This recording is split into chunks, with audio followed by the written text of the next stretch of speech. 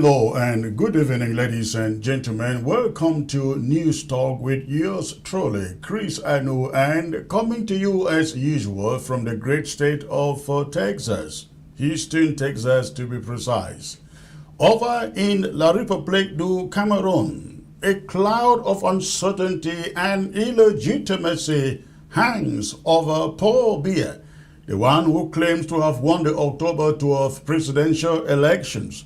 It is exactly 1 month today. The elections put aside, or the balloting put aside, and the proclamation put aside, Mr. Paul Biya'S battles with who exactly he is and what term, if any, he has in office. Today, Cameroon is burning up in flames as the people reject what they consider to be an illegitimate presidency for a man still in charge in Cameroon. That is Paul Biya. That will be one of the subjects of our discussion tonight. I will also be focused on the so-called Cameroon's delegation to the diaspora, the USA in particular, from Paul Biya to meet with the Ambazonian leadership in the USA. That is assuming that is even true or confirmable. We'll be talking about that, and so, ladies and gentlemen, that will be one of the subjects of my discussion tonight. I will be joined by a very powerful panel, and of course, as usual, I will open the phone lines to take your questions. I will be right back, ladies and gentlemen, in a minute.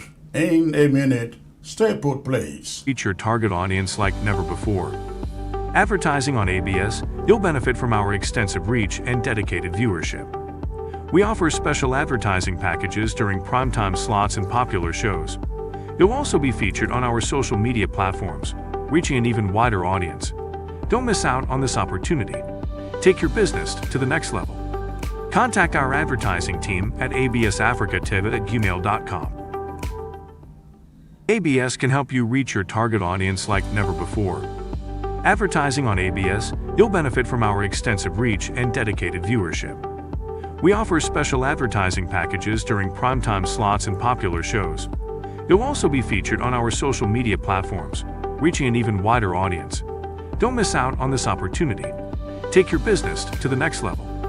Contact our advertising team at absafricativ@gmail.com.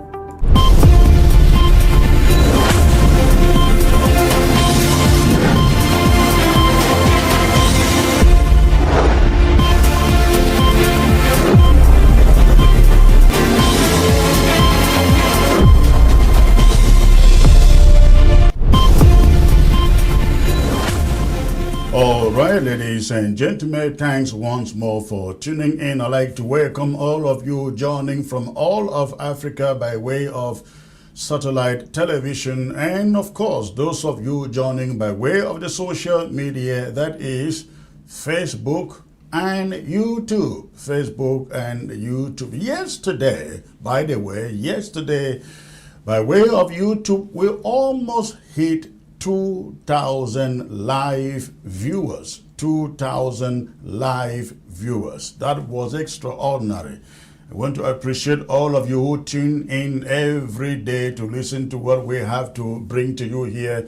And we do not take that lightly. That is why we work on the content that we bring to you every day. If we cannot pinpoint a finger onto it, that means if we are not sure, we bring them to you as it is and let you know exactly what we think about it. We don't vouch for what we do not hold to be truth. And so, that is to say, this is a very serious hot news platform, and we do just that. Also like to thank all of you joining by way of Facebook. Please do me the favor. Go ahead, hit your share button. Let everybody out there know that the anchor man is not live. He is alive. I received a phone call Sunday night, and somebody said, I'm calling to find out whether you are there, because I learned that you have been picked up, you have been arrested. And I was like, arrested? I am here. This is me. This is not AI. This is Chris Anu indeed. So ladies and gentlemen, hit your share button. Let all out there know we are back live today with very, very exciting information. Before I take you to my talking point of the day, I'd like to bring to you what is going on in La République du Cameroon. As you know, Paul Biya is sitting on the powder cake in La République du Cameroon, worrying, very much worried about what could happen next. And you know why? The reason being that Issa Chiroma is out of their vicinity.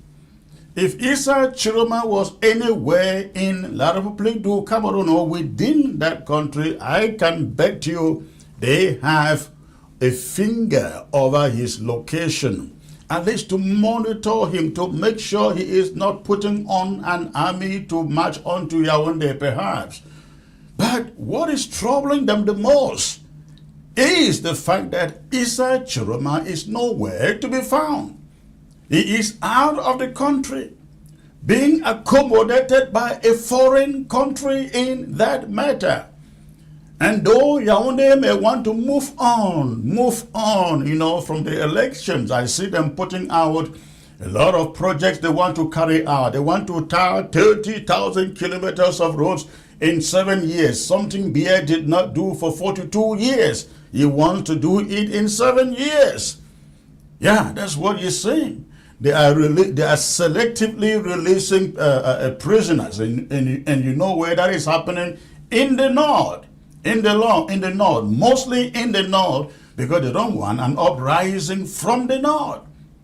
They are promising to send a delegation to the USA to come and meet with the Ambazonian leaders to talk peace, a return to normalcy.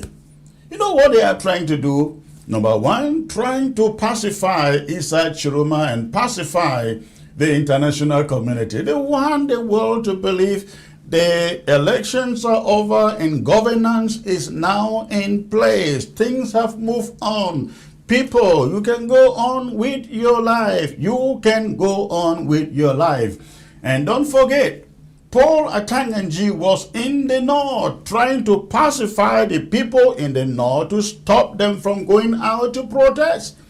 And what you told them was this: I have come to tell you, I have come to remind you the true results of the elections. What you were told, what Issa Chiroma and his people told you wasn't the truth, but I bring the truth to you. I like us to listen to Issa Chiroma speaking from the north. Listen to him, please. Security situation of the region, because the enemies of the Republic have been telling a lot of lies, making fake stories about the nature of the elections.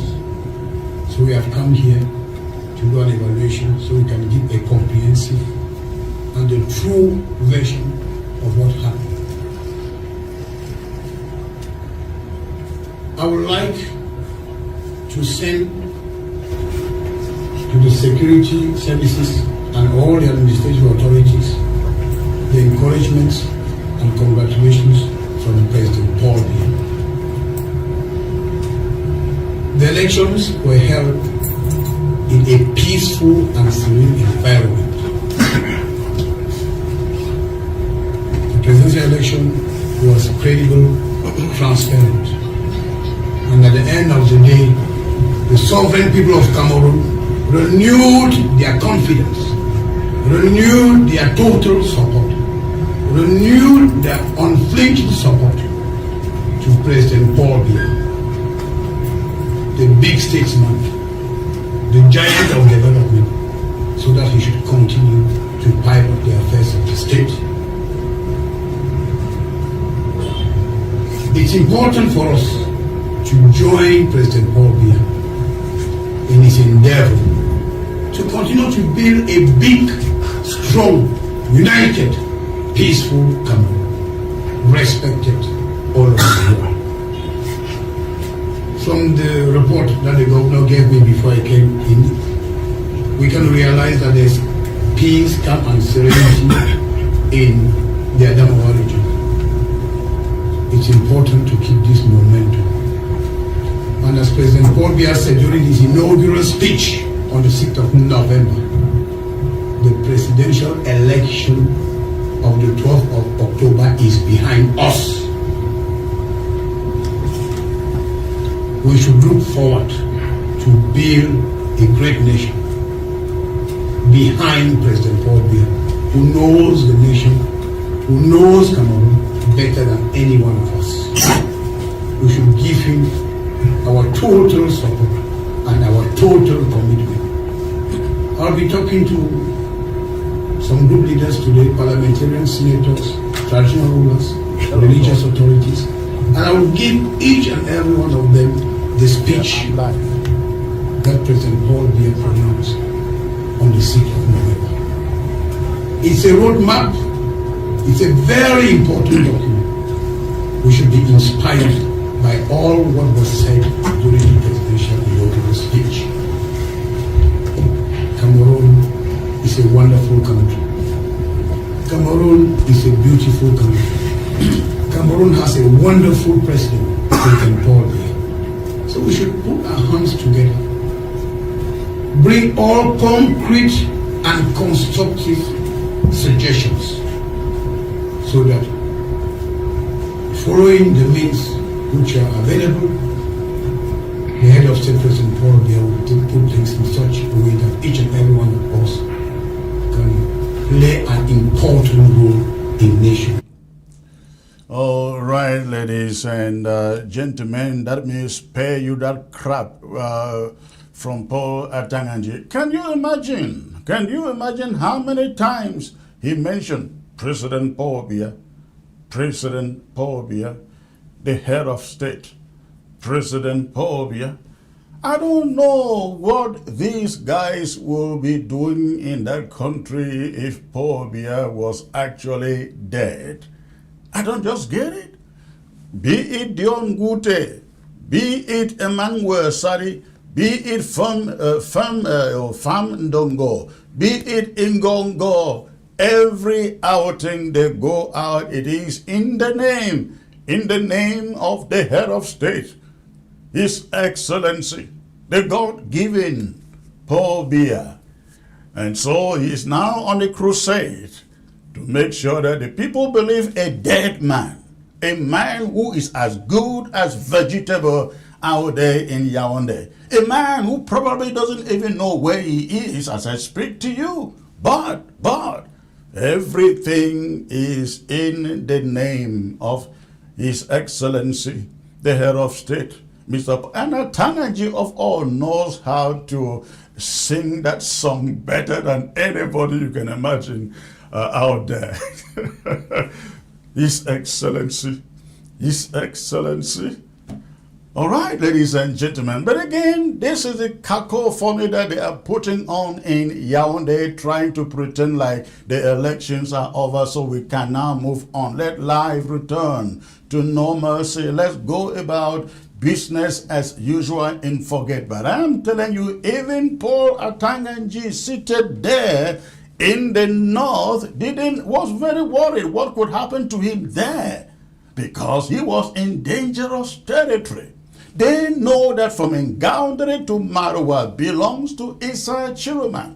If they cannot find peace and rest in Yaoundé, how do they think they can find peace or placate people up in the north to just go about their lives? Number one, they have their sons put behind bars for years. The guy of the Sodokoton, Mohammed, is it Iya Mohammed, somebody?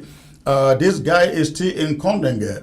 What is his name? Marafa Yaya is still in Kondenge. There is Lamin, somebody who was recently picked up. He too is still behind bars. And now Issa Chiroma, one of theirs, is out of the country running for his life to save the country.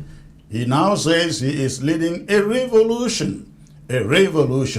And so, There can be no continuity, no life as usual, no moving on as usual within Yaoundé, and they know it. For as long as Issa Chiroma remains invincible in a different country, because they just don't know who he is talking to, what he is planning, what is in his mind. They don't selectively release some prisoners because Issa Chiroma puts out an ultimatum, a 48-hour ultimatum. They know what they are doing. They are trying to be smart. They are trying to say to Issa Chiroma, you know we can talk, right? You know we can negotiate, right? You know we are listening to you, right? That is what they're trying to do. There is unrest amongst them. Now, we woke up this morning to find that in Banja. Banja is in the northern, the western region of La République du Cameroon. There was mayhem there, ladies and gentlemen. There was mayhem there. People, properties being destroyed. People taking to the streets to protest. And we are told that this is just the beginning. Francophones have now declared ghost towns every week, Monday to Thursday, I'm told. Monday to Thursday, ghost towns in La République du Cameroon. I'm sure some of you will be asking, how about Ambazonia? How about, would they extend this to Ambazonia? Of course not. Of course not. That is their battle. We have ours, uncompleted. Let them take on theirs, we take up ours, and we squeeze La République du Cameroon, right? So please, Ambazonians, Southern Cameroonians, go about your business as usual. Observe Ghost Town Mondays. Ghost Town Mondays, Tuesdays, Wednesdays, Thursdays, Friday, Saturday, all the way through. Go about your business. La République will not extend their pain onto you. You've already known a lot of pain. Let them try what we have tried for the past 9 years and feel a little bit what you have felt for these 9 years. Maybe they will realize we have a true cause, finally. So, ladies and gentlemen, look at this footage here to understand what is going on in the La République du Cameroon. That is Banja. That is in Banja in the west region of La République du Cameroon. People protesting the imprisonment of their loved ones by the regime in Yaoundé. That is why you find people out there on the streets protesting the arrest and the detention of their loved ones again in the La République du Cameroon. That was this morning in Banja in La République du Cameroon. All right, ladies and gentlemen, at this moment I will take you into my main monologue for today that has to do with the subject of Paul Biya'S, a certain Paul Biya'S delegation being sent to the USA to meet with Ambazonian leaders to talk peace, as usual. I don't know what you think, but in my opinion, there is no need for this. We've had this show for 9 years, and every time they pick somebody and send here, put money in their pockets, and they think that we will be running to them. They think we are so hungry. Of course, some people are hungry. Some people have been hungry in this Ambazonian struggle, and we have seen them. You know, with time, they fell by they collected whatever they collected and fell by the wayside. Who is still standing today is what we call the last man standing. Everyone still singing and preaching Ambazonia today. Give him or her the respect they deserve. Those are the true last men and women standing. And so we are not going to fall for any cheap propaganda from La République du Cameroon in efforts to paint to the international community the idea that no, finally they want peace with Ambazonia. We are not going to take that.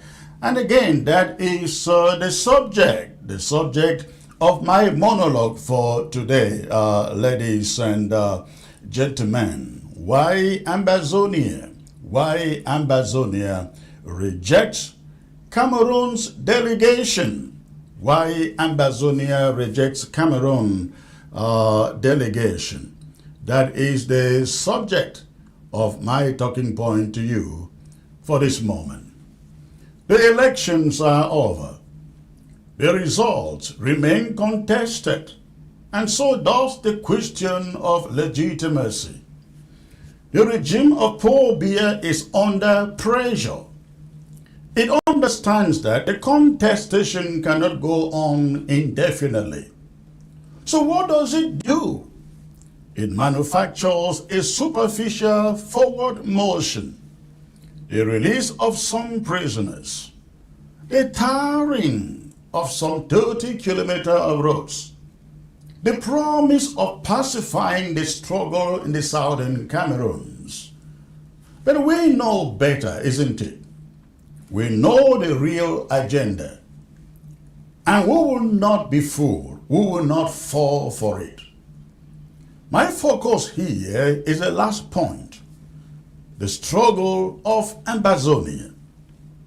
The regime wants to project it as willingness to dialogue, that is, moving on, so the world looks away and the unrest recedes into the background.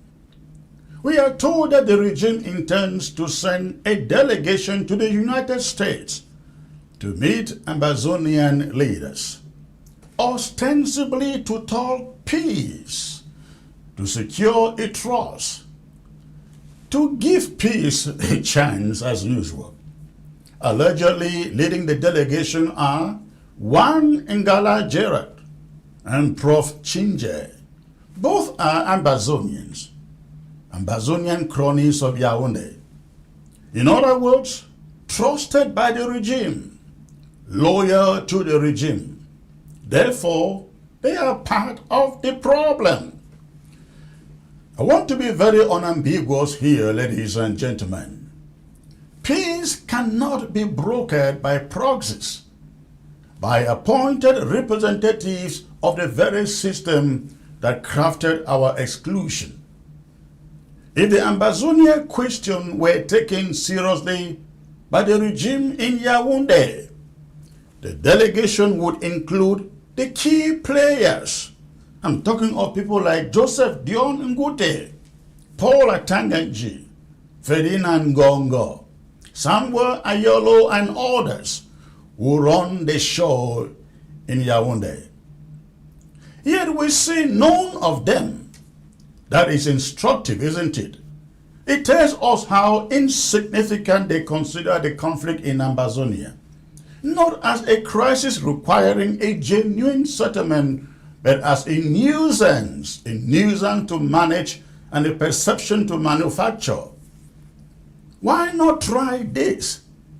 Send to America the Pope himself, and Ambazonian leaders will not budge, will not meet him unless the terms are right.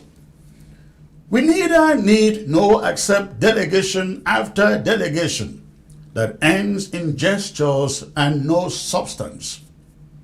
Last year, two separate clergy delegations, Catholic then Presbyterian, did their rounds from Cameroon to the USA. One flew to Houston, summoned me, and I had my assistant tell them I was out of town. They promised to return next month, and they did. I told them I would meet early in Washington, D.C. with other Ambazonia stakeholders present. What did they want? They wanted to tell us to stop talking independence, and Cameroon will just come to the table immediately. That's what they told us. And we replied, we won't start bending here while the door is still far ahead. Let Cameroon agree on a date to come to the table. And that once they all agree, then we all Ambazonian leaders will be represented and nothing will be a taboo on the table. They promise to report back once they consult with Yaoundé. We have never heard from them since, ladies and gentlemen. That was it.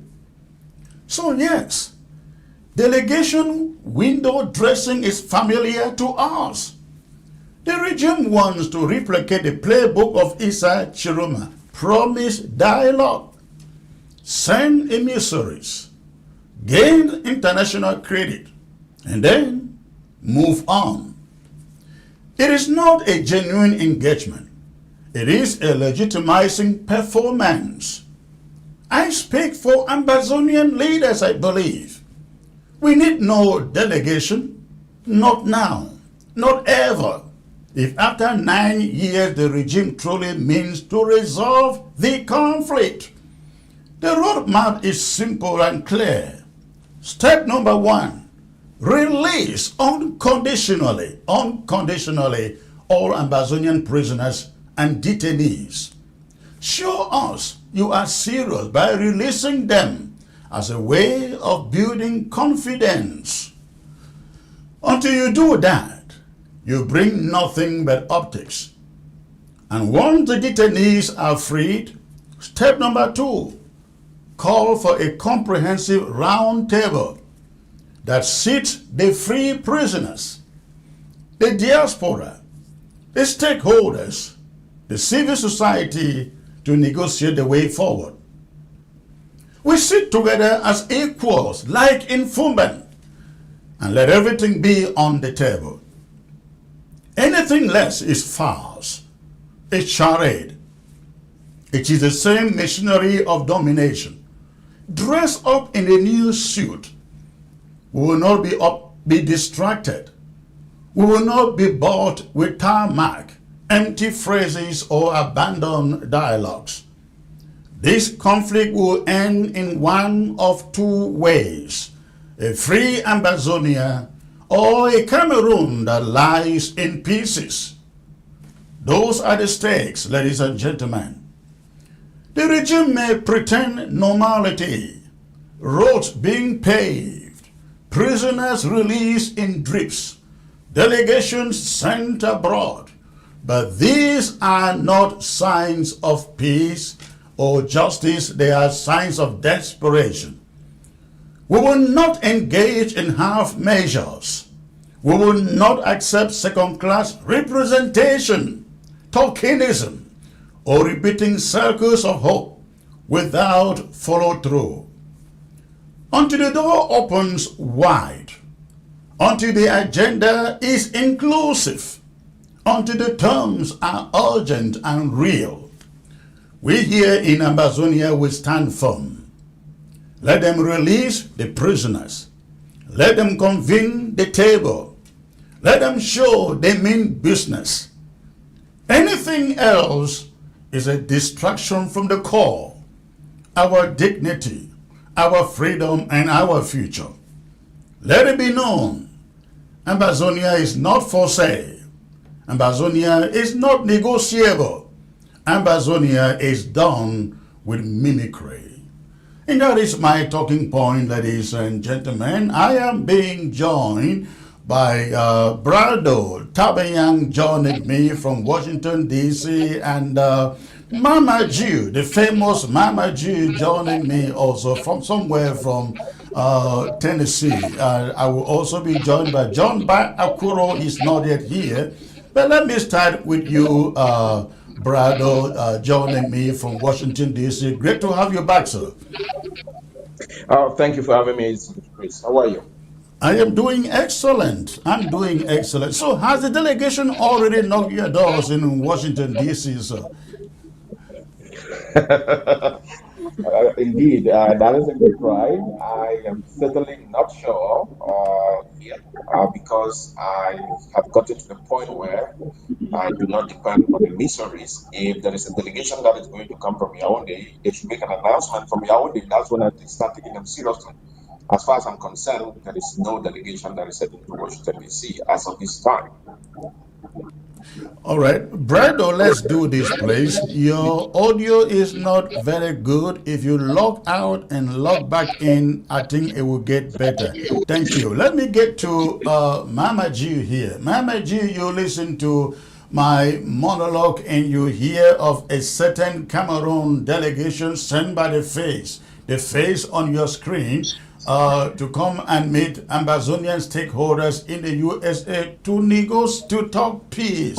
Talk peace. Now, I said in my monologue that last year, two delegations of the clergy, led by the leadership of the Catholic Church in Ambazonia and that of the Presbyterian Church. In fact, one of them flew to Houston. I had no idea anybody was coming to Houston. But one of them flew right here to Houston and called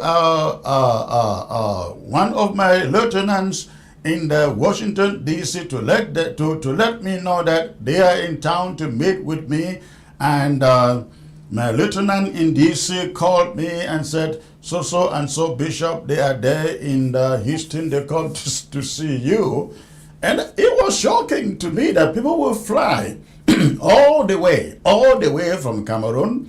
They didn't tell me they were coming. They land in Houston and they sent emissaries to let me know they are here to meet with me.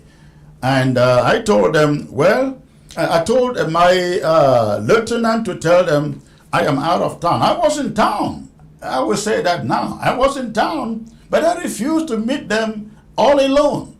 And so they said to tell me they will come back in a month's time.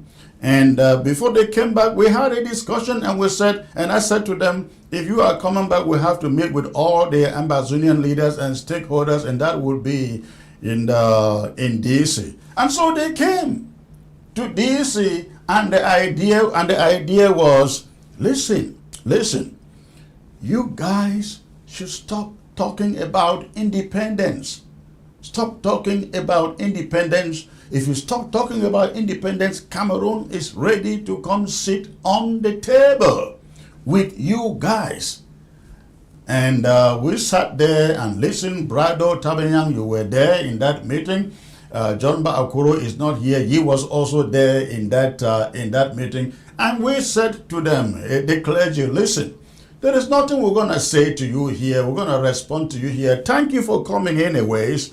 But listen, we don't know when Cameroon is coming to the table. When Cameroon finally comes to the table, we sit down together. We will give and take. But to sit here and make promises to you, we are not going to do that. If Cameroon is serious about talking, the first thing they want to do is call for a dialogue or a discussion, a negotiation without any subject being a taboo.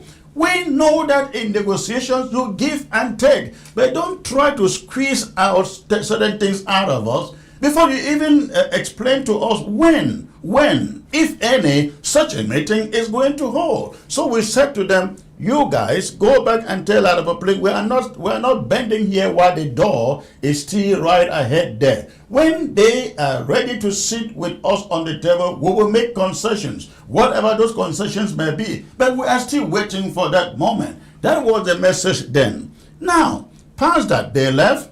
We never heard a single word from them, not a single response after they got back to La République du Cameroon. Brado, you know this story. Let me get back to you. You know this story because you were there. If you can recall that meeting, please go ahead, whatever you can add there. Can you hear me now? I can hear you. Can you hear me now? Yes, it's better. Yes. I think to add to what you succinctly articulated, they actually went ahead to tell us that they are pretty sure that is the issue about us, and that they were working with the Vatican. I mean, let's not keep saying the clergy at once. Brado, something is happening with your audio. Is on and off, Can you hear me? off, something like that. Then I hear some noise in your background. I don't know what it is. You may have to I am lower at the home. volume of your monitor where you are listening to. I No, hope you don't have I'm using two. just I hope you don't have two gadgets connected together. to the No, just show. one. Can you hear me? Can you hear me now? All right, go on. Let's Can see. you? Yeah, I Yes, can hear you I'm now. saying that. Let's not keep saying the clergy, the Archbishop of and the then moderator of the Presbyterian Church, Brother, you are and I on and think off, completely off and then back on. And when it is on, it sounds really good. But when it goes off, we just cannot hear you. Check what, check what, just maybe look back in again. Let's see. So, Mama G, let me come to you. It's a pleasure having you back here, Mama G, for a long time. Thank you so much. So, when you hear about Cameroon sending a delegation to come to the U.S. to meet Ambazonian leaders, what is going on your mind, Mama Ju? Well, it is very unfortunate that they keep sending this delegation because the first thing we know is that this delegation is not made of free people. People are told exactly what to say. They don't have a free will and they don't have a choice whether to come or not to come. So they come and they parrot what has been said under threat. And so it is meaningful. I mean, it's meaningless. So all those people who come just come because they are forced to come and parrot what they've been asked to say and they go back. So it doesn't make any sense. We don't have anything to do. La Republique has not even acknowledged us for the 9 years that we've been fighting. And there's one point that I always like to make. The day that Paul Biya landed on the tarmac and declared war on us was to me an indication that he recognizes that we are a different country. So if we are a different country, we have to be treated with respect and dignity. He cannot just send people to come and talk to us who don't have anything to say, who don't know anything, and there's no negotiation before that. What are we supposed to say? Nothing. No, look at it. Every time that they send somebody to come and talk with Ambazonians, guess what they do? They send some other Ambazonians. Remember in Canada, they sent some Ambazonians that nobody could, people who were there could not even recognize who they are. That means to tell you how insignificant that delegation was. Then, this time we learned they are sending one guy called Ngala Gerard and one lady called Professor Chinje. These are all people who are part of the problems. We are told Ngala Gerard was one of those behind the Ngaribu massacre. Ngaribu massacre that killed dozens of people and buried them in mass graves. That is the one. That is the one. Allegedly, they plan to send to come and meet Ambazonian leaders in the diaspora. Isn't this to tell you how insignificant they see this conflict within their circles, Mama G? That is very correct. Ngala Gerard, is the person who is always faking elections. Most of the time, they carry him in a helicopter. He goes to Nkambe and stuff ballots and brings them. And he says that people voted when he didn't even see one person. Then they give him lots of money. He goes and has a vacation with his family somewhere else. So this is not serious. These are people from our side who have been held over the barrel. And so they are not speaking because they know that that is the right thing to do. They are saying because they want to keep their position. They want to be counted. Now, if the government wants to talk to us, there are important people like Gongo and a whole host of other people who are prominent in their government who can come and talk to us, and it makes sense. But when you come and get our own people who have been bought over, our own people who do not even understand the suffering that our people are going through, our people who have moved over to their side and are sitting there and having fun, if you bring those kinds of people to talk to us, they are just talking to us for survival. It is not because they believe in what they are saying. They are not saying anything to us which makes sense. So we will not accept to talk with those kinds of people. Let me get back to Brado. I want to believe your audio is okay and now. If you can hear me, go back to the story you were trying to narrate there, Brado. I'm 5 from 5. Thank you again. I hope my volume is now better.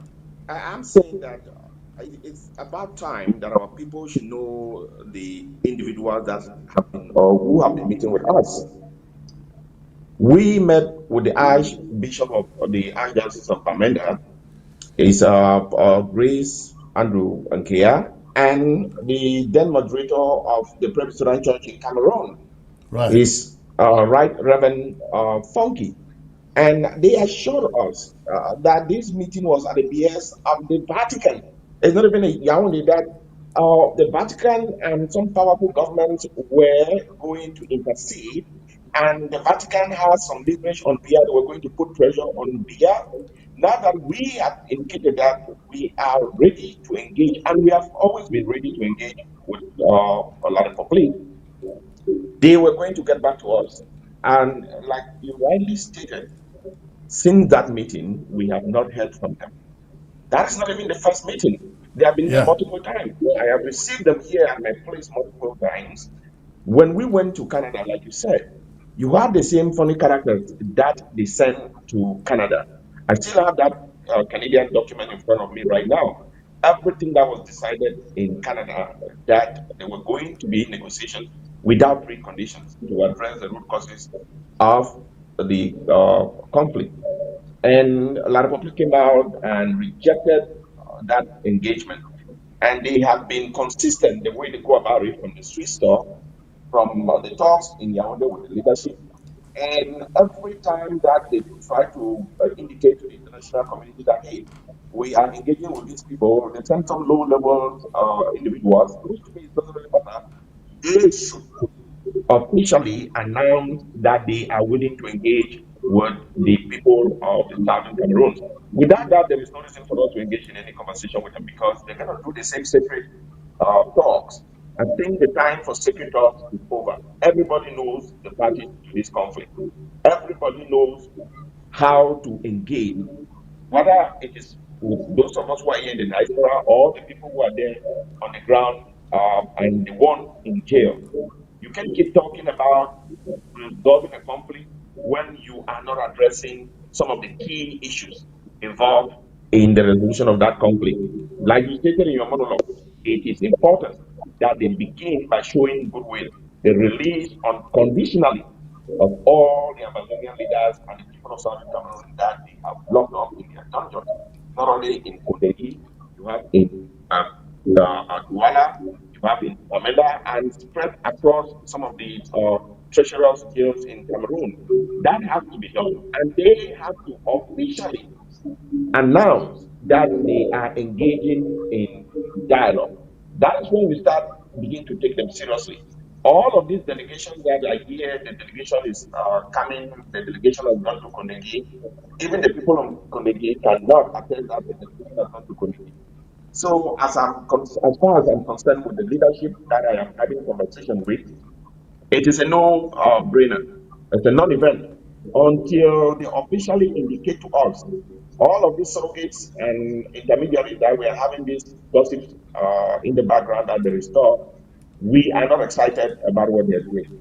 We are in a position at this time that they need us to engage with them in dialogue. It is not us running after them. It is the onus is on them to find a way to resolve the conflict in that country. Absolutely. And again, my own opinion is if they are really serious about approaching Ambazonians for a solution to the conflict. Why not just start with, start in Yaoundé and all the places, all the detention centers you have mentioned.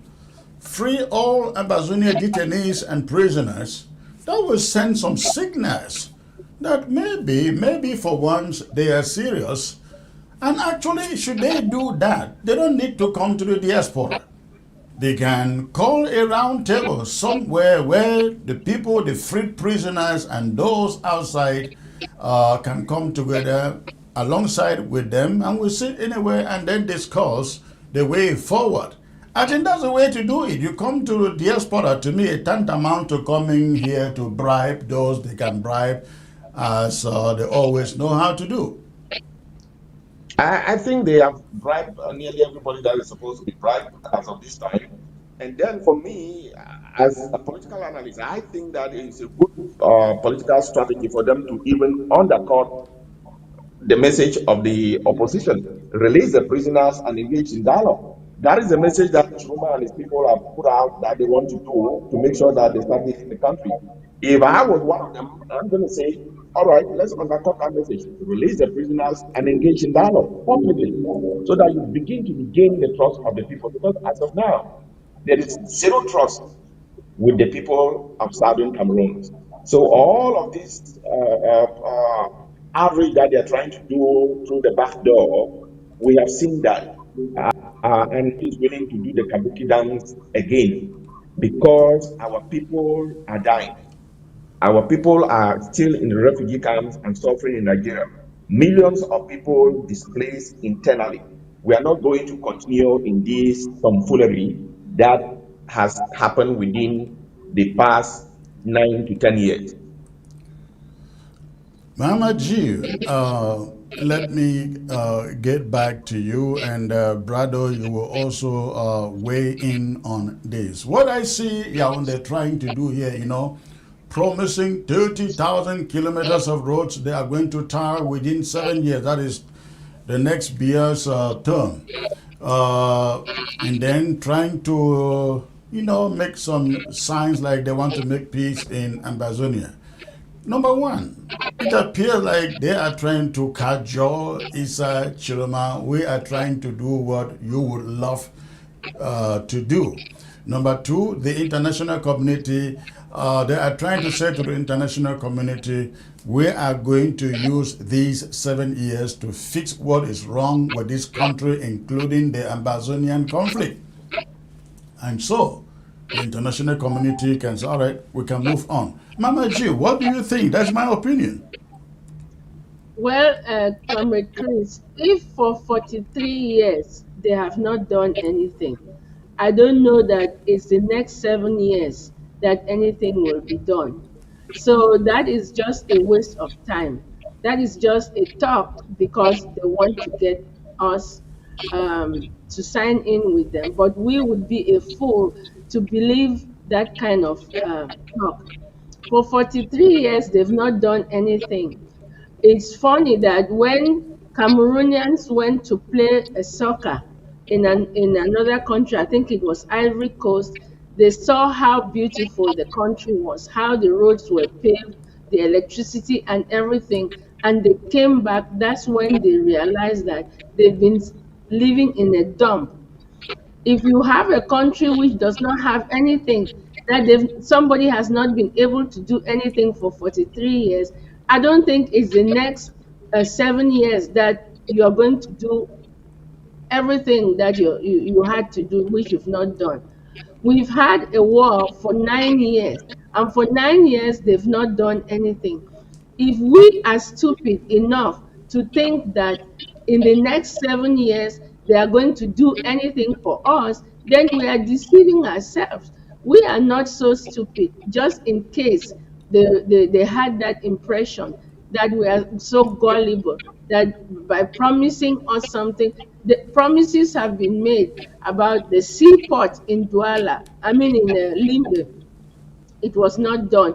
The ring road in Bamenda, it has not been done. There are so many things. There's no road going to Indian where all the oil comes from, which gives the money for the running of that country. There's nothing that is done. Even in Yaoundé, I am so surprised that those people, the representatives from other countries who are in Yaoundé, are not even complaining, because in Yaoundé is a dump. At every junction, you have a dumpster, and that's where people buy and sell food. There's trash everywhere. If Yaoundé, the capital of the country, is so dirty, so I wonder what it would take to do anything for anybody else in that country. So that doesn't make any sense. Nobody who has any brains is going to believe what they are saying. And do you think, so you are essentially saying also that the international community will not buy the narrative that they are trying to put out there, that it's time to move on? Yes, the international community, they are seeing it live, because all the embassies are in Yaoundé and they see the deplorable state of Yaoundé. And so they will think that we are crazy or we are stupid if we can believe any stupid thing that they are promising us today.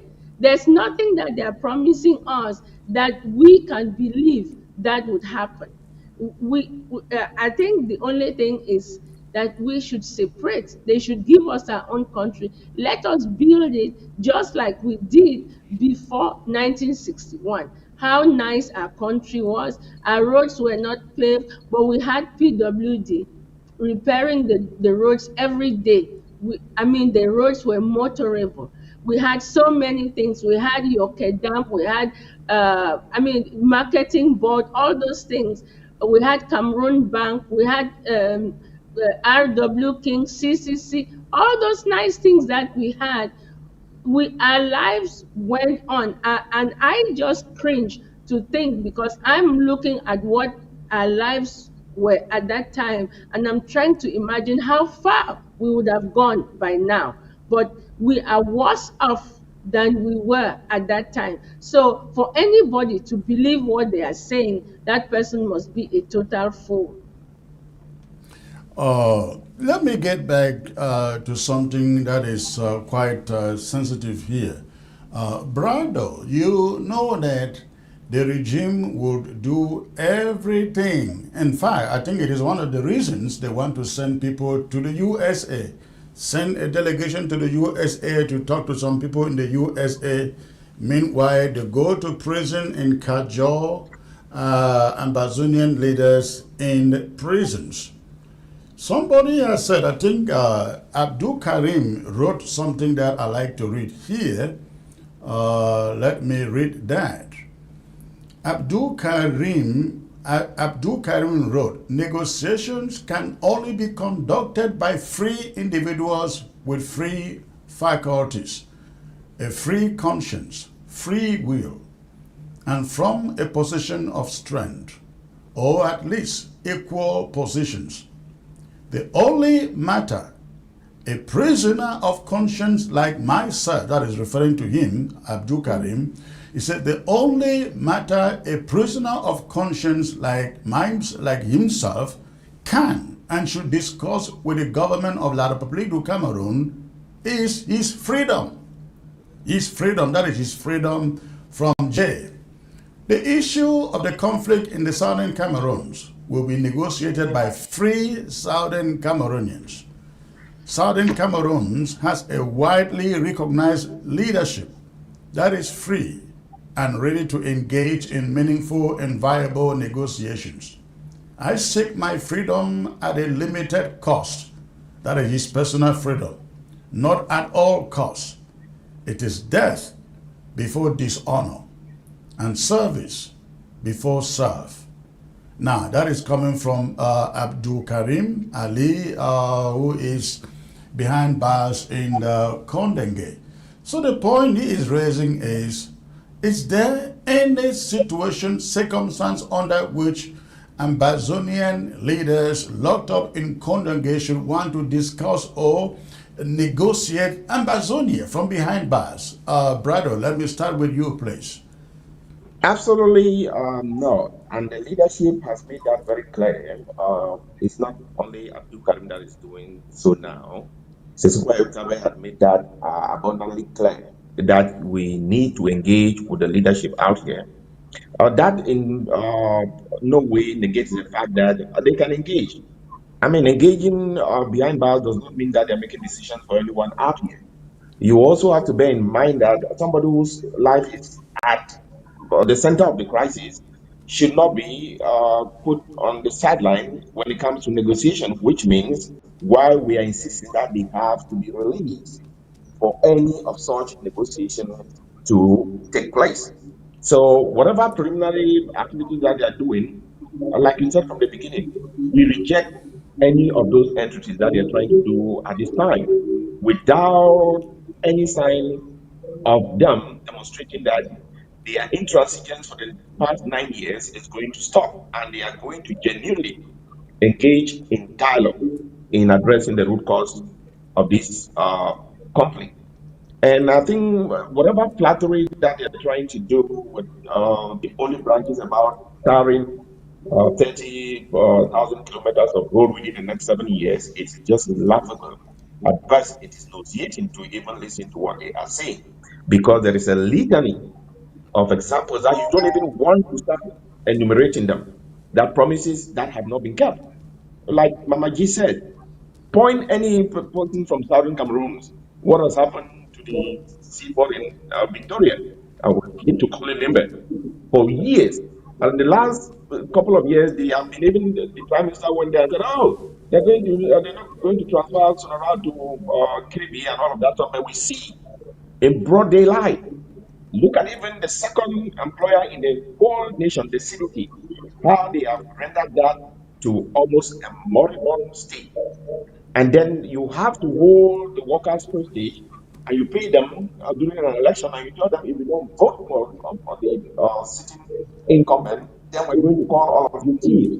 That is how vile and despicable some of the people in that contraption called Cameroon look, the people of Southern Cameroon. So I don't want to blame the international community because they have been complicit in what has gone on in that country for the last 43 years, the decay that has gone on in that country, the subjugation of our people, the injustices that have been carried out upon our people. No one is going to tell me that the international community doesn't know what is going on. The British know, the Americans know. Chris, you know how many times we've gone and met with leaders here at the Congress, at the Senate. We have delegations speak in the US, in the British Parliament. It's not like we have not engaged diplomatically with the international community. So it would depend on us to keep our resolve to make sure that we address this conflict once and for all. And this is not the time for vacillation that we're going to say, oh, should we meet or we should not meet. We are clear that if they are continuing to send this low level delegation, people from our area, even if it's people from their area, without them openly acknowledging that they are going to engage in true and genuine dialogue, it will be foolhardy for any of us to engage in that kind of enterprise with the people that are emissaries from that regime. Absolutely. Mama G, what is your thought on that? Yeah, I agree with what he is saying. We cannot have just anybody come to talk to us. It has to be somebody who is meaningful. They cannot We, say, we, ah, we are referring here to the idea of, La République du Cameroon, the idea of meeting prisoners of conscience and trying to broker a deal with them. yeah, okay, like Abdul said this morning, you cannot have somebody who is in jail and you ask him to negotiate with you because that person is going to say he may say what you want him to say because he wants his freedom. So give that person his freedom, and then when that person is free, possibly they can talk to you. there's no way that somebody who is in jail will negotiate with you, because you have the upper hand. And besides, they are in jail, they don't know the facts, they don't know what has happened for the last 7 or 8 years that they've been in jail. They are not aware of all the things that are happening. So what are they going to be negotiating with you on? The thing is, those people need to be let go. They did not commit a crime. They were picked up and renditioned into Yaoundé, into Kondengi, first to Sed, and then from Sed to Kondengi. And it is illegal. So those people have to be free before any questions can be asked of them. Sorry. I think your audience have to understand that the leadership that is in Kundengi, Abdul Karim included, even Dr. Chowayaba in Norway, have demonstrated unprecedented resolve, and they have not been broken for the past 9 years. A lot of noise was floated out here that some of them were compromised. But for the past 9 years, we have seen that La Republic has made attempts. This is not the first time. They have surreptitiously made attempts to engage with them, but they have been resolute. And I think our people have to stand firm and give them some credit for not being broken down for the past 9 years. So for me personally, in with them once in a while, I would say that in as much as we would reject them engaging in negotiations, that they have demonstrated that La Republic has not been able to break their resolve. Yeah. Yes, Mama G, I think you were trying to say something when you were interrupted. Yeah, sorry about that. Yes, I was just trying to say, like what he has said, that when you lock people up, when somebody does not have their freedom, they cannot negotiate on an equal footing. They cannot negotiate on a position of strength. That person is negotiating from a position of weakness that they want to leave.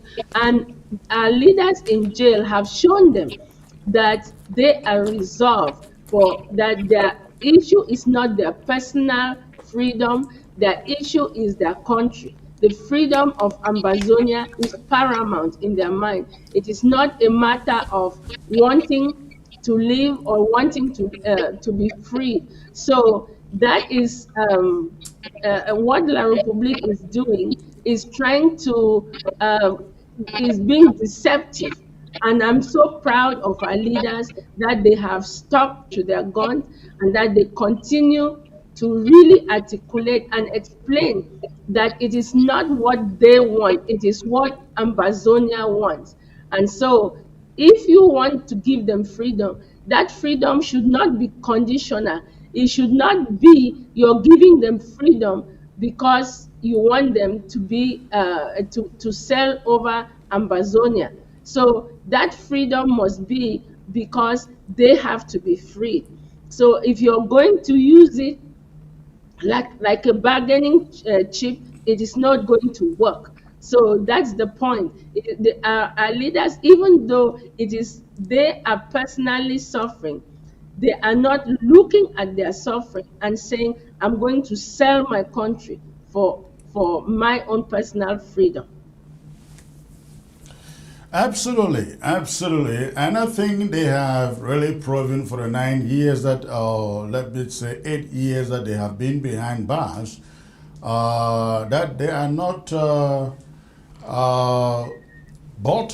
They cannot be bought. And if a lot of people think that they can go at this moment to negotiate with them behind bars and then give them their freedoms, of course, that is not going to work, because I think those people behind bars are also very conversant of the hour. What is going on in La République du Cameroon, and only a foolish person would want to take advantage of the opportunity. And so I do not see the imprisoned Ambazonians, especially the leaders among them, trying to negotiate anything at all from behind bars because they know that La Republic would try to be opportunistic given the moment. So let me see. John Akuro has joined the show.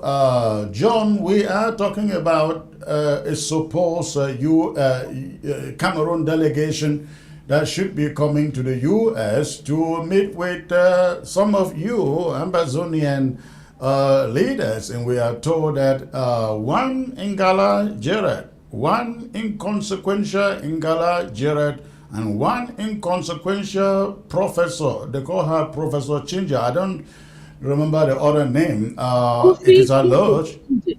I'm Her name sorry? is Ufi. Her name is Ufi Chinje. Mofo Chinje? Ufi. Ufi.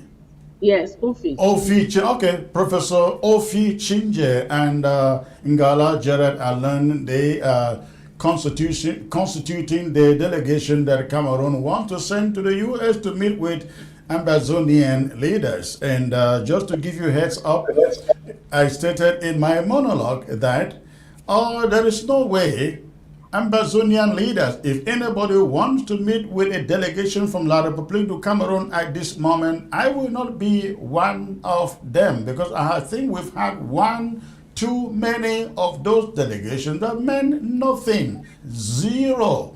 So, John, let me get your thought on the idea of Cameroon sending a delegation to come to Washington and talk to Ambazonian leaders. What is your take, sir? Hey, Chris, thank you so much for having me on your platform once more. And my regards to the audience, greetings to the people of the Southern Cameroon, to the people of Ambazonia, and greetings, of course, to our neighbors of La République du Cameroon, who are right now trying to take their destiny into their own hands. Going to your question, I guess I've had the opportunity to say this very clearly in a podcast I published this morning, that anyone who is going to sit down, on the Southern Cameroons or Ambazonian side, be in Washington, be in Brussels, be anywhere in the world, with, the surrogates of the Ngongo Chantal Biya regime in Yaoundé, you'll be doing so at your own risk. And then worse, if you're going to sit to talk with, a genocidaire like Ngala Gerald, an impostor, because he calls himself honorable, says he's representing the people of the Southern Cameroons at the Parliament of La République du Cameroon. I don't know when we elected him. The people of the Southern Cameroon since 2018 will refuse to participate in any elections of the Republic of Cameroon on our territory. So anyone who is sitting in any instance of La République du Cameroon saying they're representing us, that one, first of all, is an impostor. That's number one. Then number two, Ngala Gerard, everyone knows. His armed group, his Fulani armed group that he's been using to terrorize the people in Donga Mantung, actually worked with the B of La République du Cameroon to burn our people alive in Gabu on the 14th of Right. February, on a Valentine's Day. So how do you go sit down to be talking with such a human being? Now, what are you talking about? Somebody who is stained with blood all over his body, blood of our people, blood of our vulnerable people, blood of our martyrs. If any one of the Southern Cameroons goes to sit down to talk with Ngala Gerard, it means you are going to open your palms so that that blood that is all over his body also spills into your hands. You also become as guilty as Ngala Gerard of the murder, the brutal murder of school children, of old vulnerable people, and that pregnant woman who were burnt alive in their homes in Gabu. And when they did that, Ngala Gerard and his gang tried as much as possible to give the impression to the international community that they were Ambazonian freedom fighters who were responsible for that gruesome act, until Amnesty International, Human Rights Watch, and other rights organizations, by the use of satellite images, demonstrated beyond reasonable doubt that this gruesome act, this evil act, was carried out by militia run by apparatchiks of the Biya regime, in this case, Ngala Gerard, and the B, members of La République du Cameroon's armed forces. And when push came to shove, the government of Cameroon finally made a kind of mea culpa, finally recognized, took responsibility, and claimed that they were going to hold the culprits to account. Until this day, Ngala Gerard is not only moving free, but still loitering around and making claims that he's a member of parliament. The same Ngala Gerard took part in the massive rigging by stealing the destinies, stealing the voices, and stealing the representation of the people of the Southern Cameroons at the just ended October 12th presidential election, claiming our people voted when they didn't. And even in Cambe, in some pockets of areas where the people even voted, where the people here, went against our guidelines and, voted, Ngala Gerard has also cooperated with the army of La République du Cameroon, with the gendarmes and police of La République du Cameroon to arrest people in Cambe. A lot of them are in detention, paying hundreds of thousands, even to millions, to regain their freedom because they voted for Issa Chiroma Bakari. That suits the description of somebody who wants to come and sit to talk peace with you. I've made it clear, Chris. Let's not mince words. Yesterday, La République du Cameroon claimed that on the Southern Cameroon side, we were so divided and we didn't know who to talk to. I guess we can say the same thing of them today. Because today there are officially two governments in La République du Cameroon, two presidents. One enjoying legitimacy and the other laying claims to legality. So right now, we have heard that they say they are sending these people because they want to reduce the number of fronts that they are facing. I want to say this. Issa Chiroma Bakari made his mea culpa. He apologized, pleaded with the people of the Southern Cameroons. I lied. I was forced to lie. I did not recognize that there was an Anglophone problem or you had challenges. That's because that was the script handed down to me. But I apologized. But he made a promise. I will release all prisoners of war if elected. And after that, we will sit around a table to discuss the root causes of the ongoing genocidal war in the Southern Cameroons. On the other side, Paul Biya has rather promised us more war. But if today Paul Biya sees that we are important, Ngongo and Chantal think we're important, and they feel like they can talk to us, let them do one thing. They still have legality, while Chiroma has legitimacy. Chiroma, with his legitimacy, is not able to release those prisoners for us right now. But Ngongo and Paul Biya with Chantal, with their legality, they have the possibility to release those prisoners. If they want us to decide that, okay, between Chiroma and Biya, we would prefer to talk with the Biya gang, show us by taking something I'll call a confidence building measure.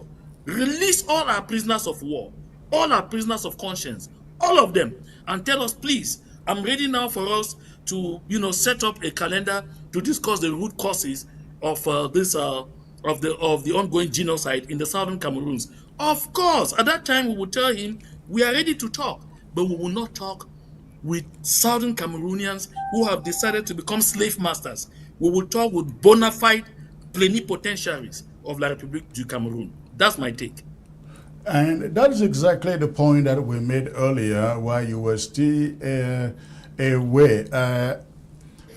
Abdul Karim put out a statement this morning saying that you will not support any idea where La République meets Ambazonian prisoners of conscience while they are still behind bars to negotiate anything with them, because only free people should discuss the freedom of the nation.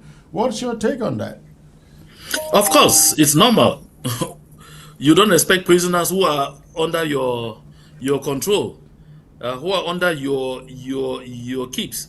You control their movements, you control their everything, you control their communications, and you control just everything about them. You control even the kind of food that they will eat. What peace do you want to discuss with them? They don't have the appropriate faculties at that time to discuss any peace talks.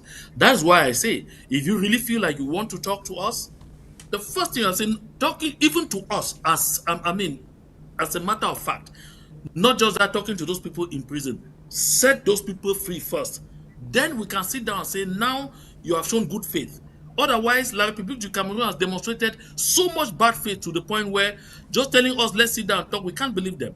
Because anytime they are faced with a massive challenge like this one, they pretend to give the impression that they are engaging in talks, just so they should bail themselves out of, before the international community, and also at the same time fool our people that they are engaging in any kind of rubbish with us called talks. No, we have witnessed that for 9 years.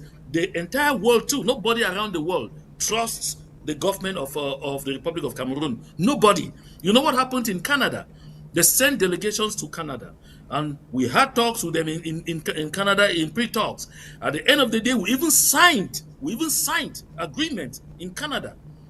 That the first agreement was signed with the Republic of Cameroon in Canada was on confidence building measures, and that document that was signed clearly said the people or the government of La République du Cameroon, of the Republic of Cameroon, represented by, it gave the names of the people from the Prime Minister's office, and the people of the Southern Cameroons, represented by, it gave the names of those who went on behalf of the groups, movements, and organizations from the Southern Cameroons, have agreed to, and the terms were clear, and they were, and I mean, both parties signed to with the wordings that we took, several days to agree on, because we went line after line, word after word, to make sure every word was in its rightful place. But at the end of the day, when the document was appended to, Cameroon suddenly, especially in Congo, suddenly came to that realization that, if this document goes out there, it will be clear that we have now recognized that the Southern Cameroons and the Republic of Cameroon are two separate entities. And so what did they do? They jumped immediately into denial. No, we were never in Canada. We had nothing to do in Canada. They embarrassed the Canadian government. They embarrassed the United Nations that sent representatives to Canada. They embarrassed even the United States that was observing. They embarrassed the United Kingdom that was observing. So this tells you nobody anywhere in the world can trust the Republic of Cameroon. Not me, not you, Chris. And so if they want us to talk with them, even just to begin talking, they must first of all take a confidence building measure that we approve of. Release all our prisoners of war. Release our prisoners of conscience. Some of those prisoners of war are plenipotentiaries that deserve actually to sit too on the negotiation table. That is what we want. If I may ask, what do you know? I guess you know so much of Ngala Gerard. What do you know of Ofi Chinje? Ofi Chinje, the lady you find on your screen, that is the sister to Eric Chinje. What do you know of her, John? Well, I know about Ofi Chinjemelo. I've had to work with Ofi Chinjemelo before when I was in Cameroon. Ofi Chinjemelo, I worked with her when she was the Director General of the Local Materials Promotion Authority, MIPROMALO. I guess right now she's Rector of the University of Ngaoundere. But Ofi Chinjemelo is a politician. She is actually one of the members, one of the frontline members of the CPDM crime syndicate. She generally sits in representation in Babisi, in Gokotunja, because, you actually call her Ufi Chinje Melo. Melo is the name of the gentleman that she got married to in Baba. And I guess that marriage even crashed, and but she still bears the name Melo. And she is actually from Santa local government area. Of course, that's where Eric Chinje comes from. This Eric Chinje's junior sister. And of course, she's a member of the CPDM crime syndicate. One of those key people who continue to rig elections, rig the people's future, rig the people's destinies, rig the people's thoughts, rig, the people's voices and representations day in, day out. So she's rector of the University of Ngaoundere, but she has been here before. Ufi Chinje Melo was sent here in 2019, and she requested to meet with me in 2019, and I told her I was not ready to afford her even a meeting, even just a common meeting, even a courtesy meeting. That did not make any sense to me. It did not make any sense to me in 2019. It will still not make any sense to me today. I guess she had some time exchanging with my personal assistant, but it never graduated to the point of a face-to-face meeting. And I said it really wasn't necessary, because we have made clear to the people of the Republic of Cameroon, and abundantly clear, what will end this this conflict is an internationally mediated settlement. Not sending us Ngaputs like the one that I'm seeing on my screen there. This is Ngala Jera who participated with Abe Michael in Donga Mantung to steal elections, to stuff ballot boxes, to rig the wheels of the people, to impose and to claim that people overwhelmingly participated in an election that we very clearly boycotted. And when Abe Michael was killed as a result of that, less than a week after, Ngala Gerard was even publishing pictures on social media saying how he was enjoying his weekend. I don't know whether I was in Paris or in Belgium and all of those things. Those are the kinds of people. I don't see what I have to sit down to be chatting with this kind of people. But again, like I said, any Southern Cameroonian, any Ambazonian that is sitting with Ngala Gerard, that you are discussing the situation in the Southern Cameroons, you are simply going to open your palms so that some of the blood of our martyrs spilled in Gabu should dirty your hands too. Well, you made the point there. I think any Ambazonian trying to sit down, not only with these faces, Ofi Chinje and Ngala Gerard, not just the two of them, any Cameroonian in that matter isn't serious, won't be taken seriously, because I think the time of window dressing in this matter is over. It is time for serious business, and serious business starts with freedom to all prisoners, and then a negotiation, whatever form it takes. Let us move over to La République du Cameroon and talk about the uncertainty, the pillar of cloud that hangs over the regime in the Yaoundé.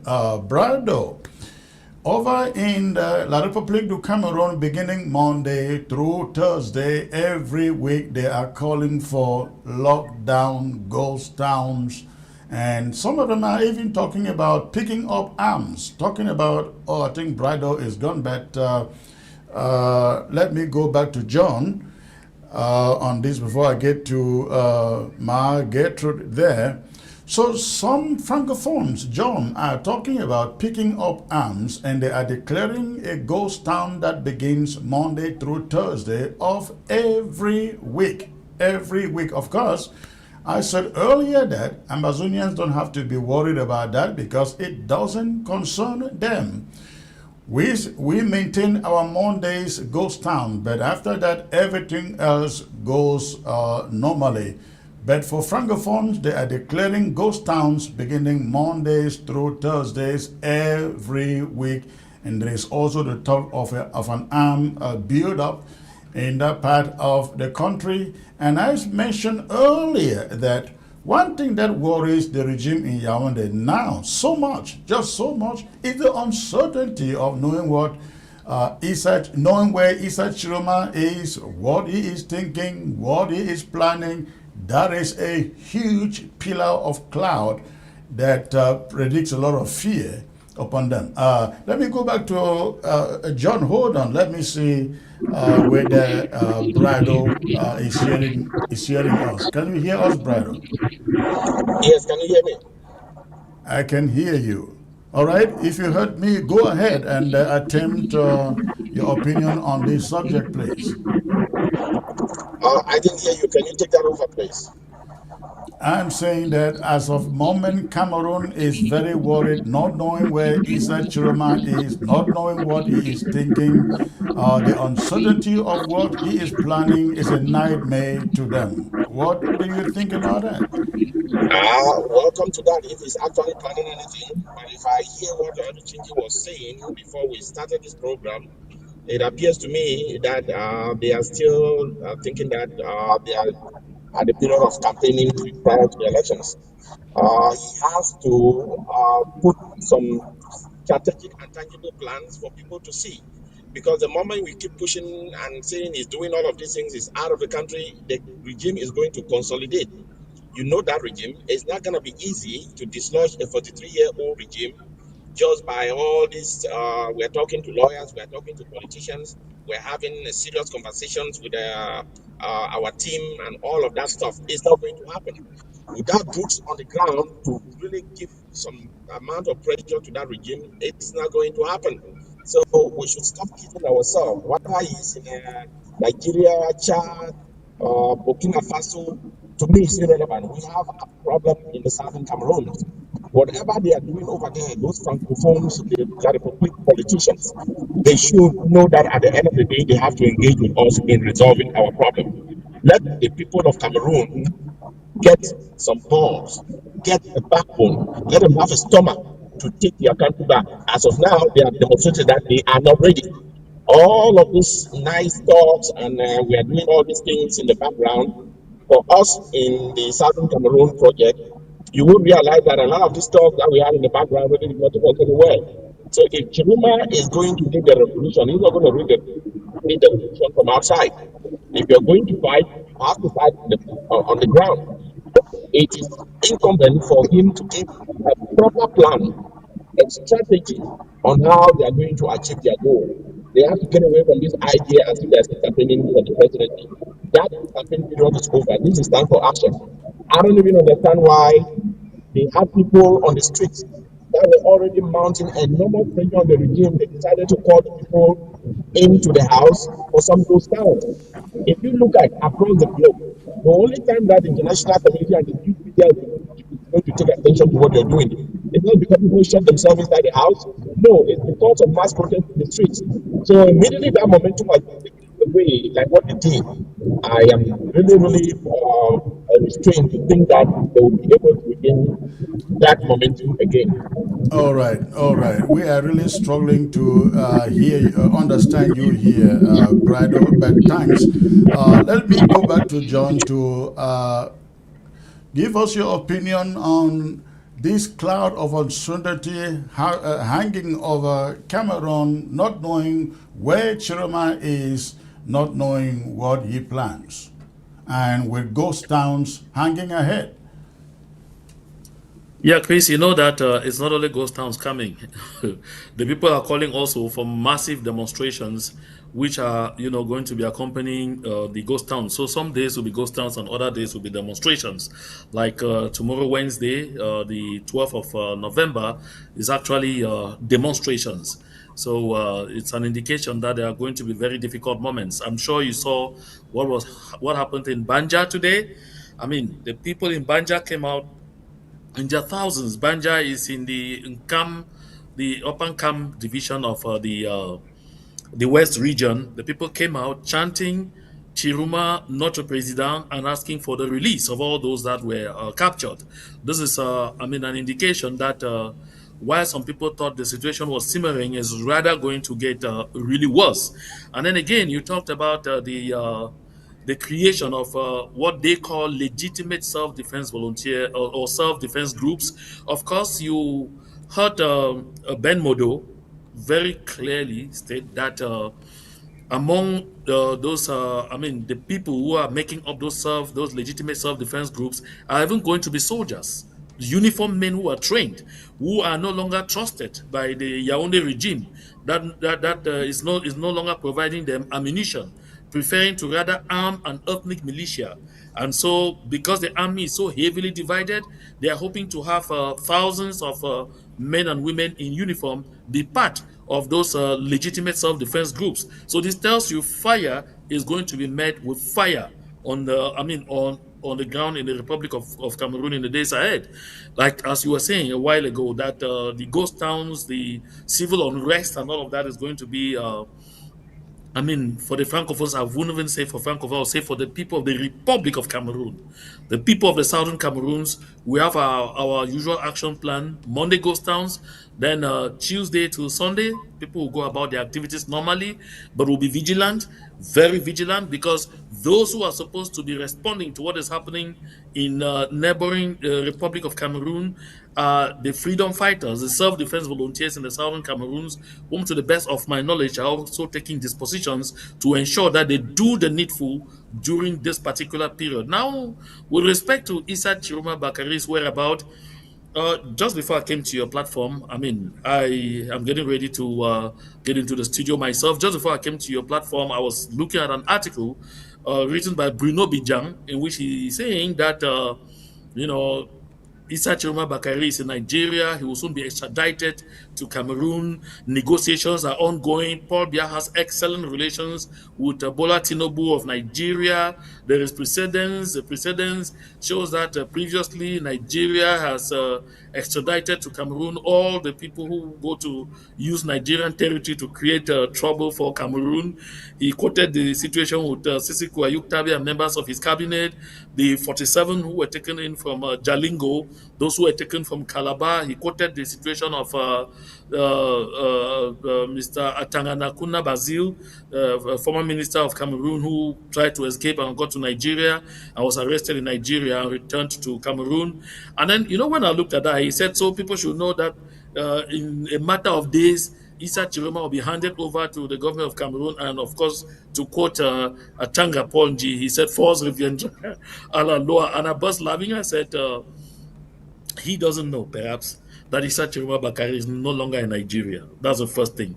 Issa Chiroma Bakari, while he was in Nigeria, you and I, The Chris, guy know must that probably he must probably be a CPDM surrogate to make those allegations just but of to course put he fear is. in people. Bruno Bijang à gauche, Bijang à droite, he is, of course.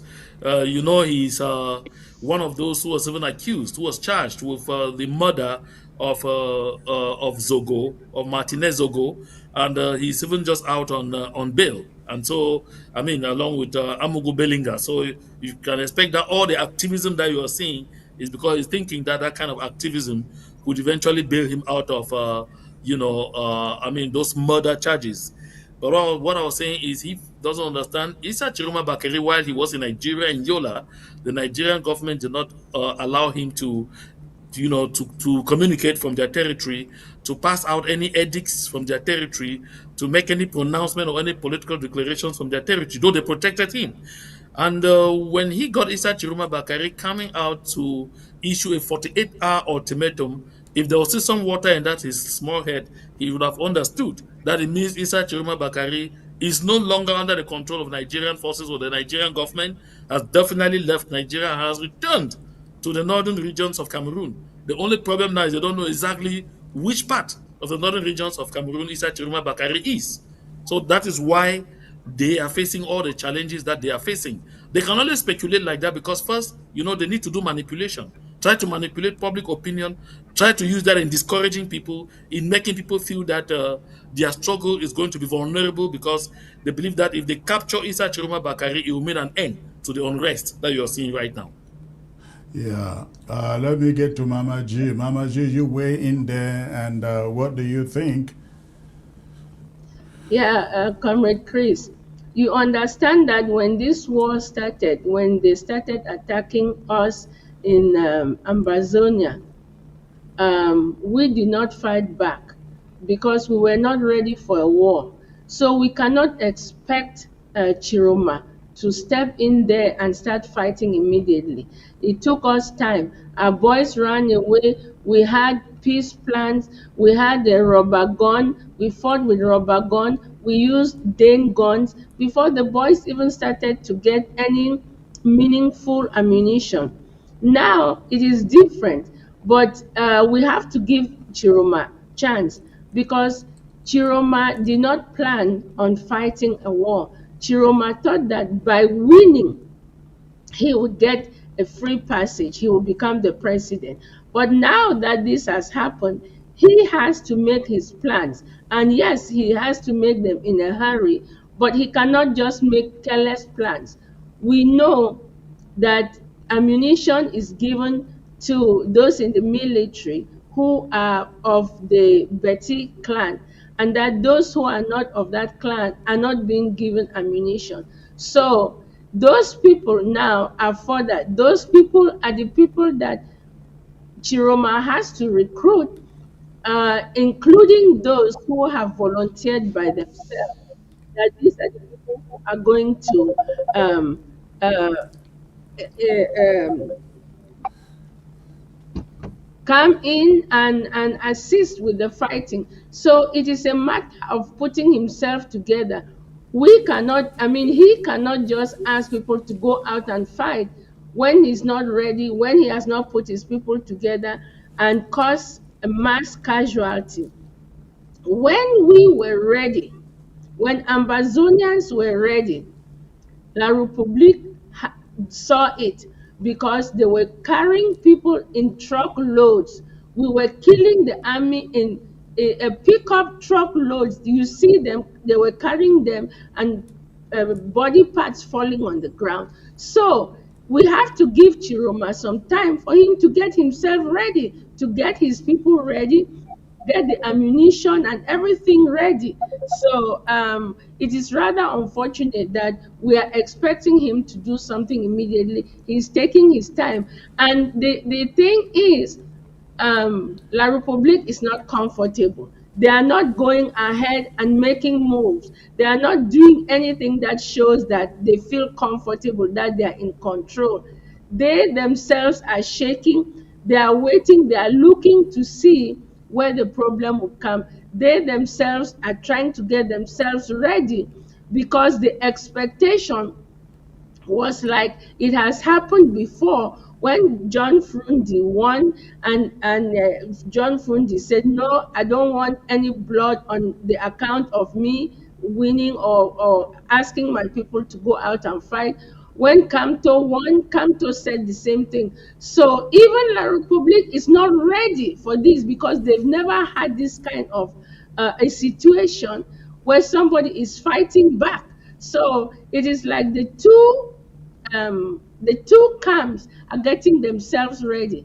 Each one is listening, is watching the other, and trying to see what that other person is doing while they make their own plan. So we cannot come now and say Chiroma is not serious.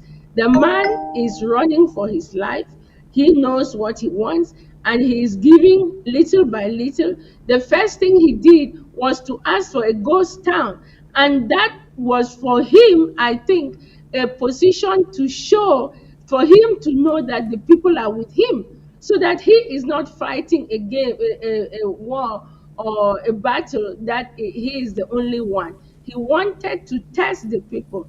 Are the people ready to fight by my side? Are the people ready? Do they think we can do this, that we should seize this opportunity?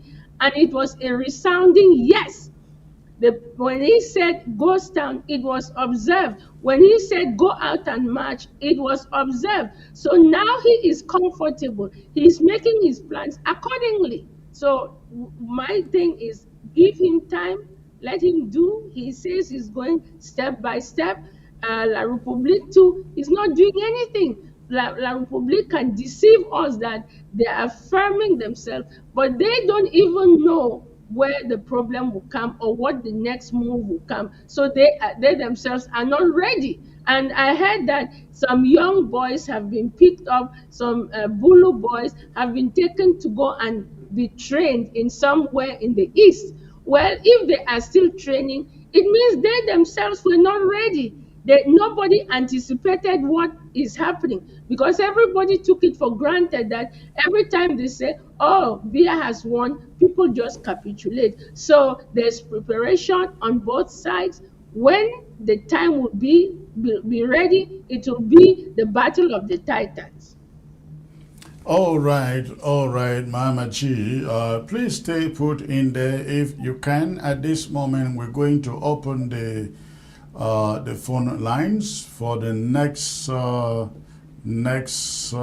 10 minutes. For the next 10 minutes, we will open the phone lines to hear from our viewers, know what they think. So please, before you call, as usual, make sure that the volume of your set is turned down. Make sure the volume of your set is turned down. If you call, I pick your phone and hear myself talking in your background, I just drop your call, because if I talk, you won't hear me.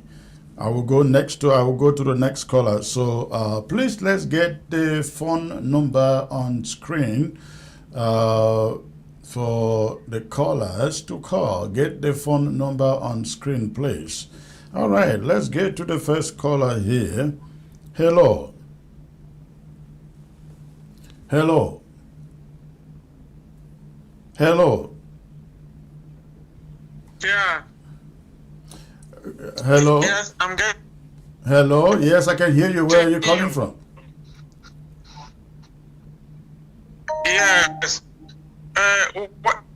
What I'm saying is, we should be very firm. Or we should be very firm. I beg you, our leaders, please be very firm. Be very firm here on what, sir? I'm calling on ground zero. Be very in firm. Bamenda. Be very firm on what? My brother, we should be very firm. Eh? Very firm on what? Yeah, we should be very firm about the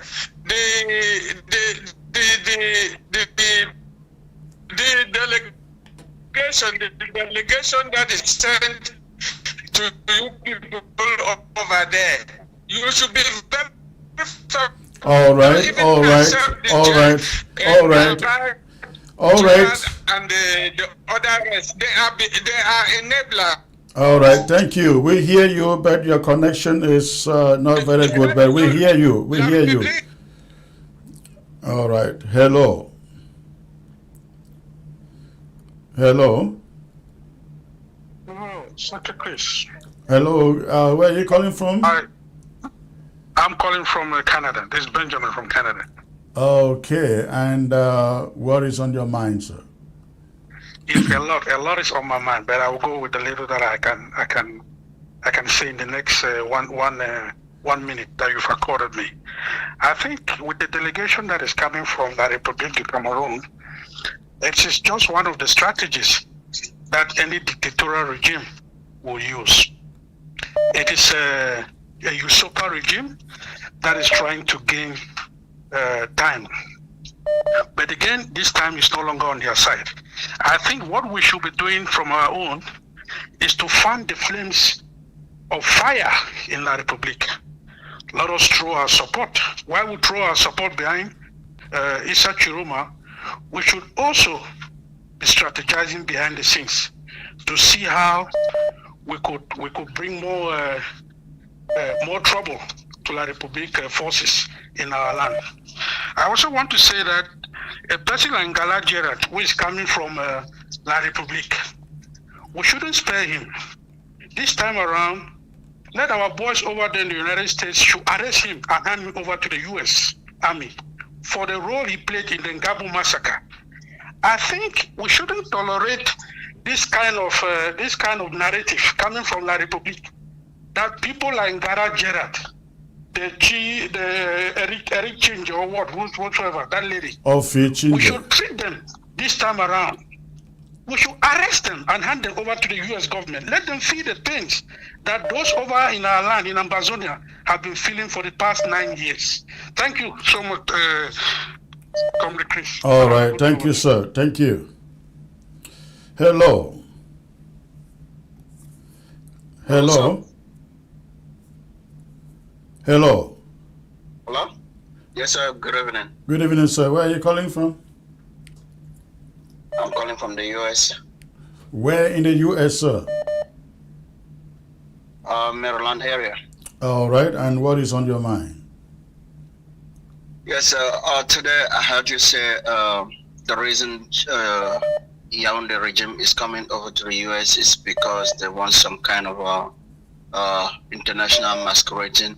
I believe that is not the reason they are coming to bribe people over there. They don't want any form of alliance with Issa Chiroma. That is a scare to Yaoundé regime.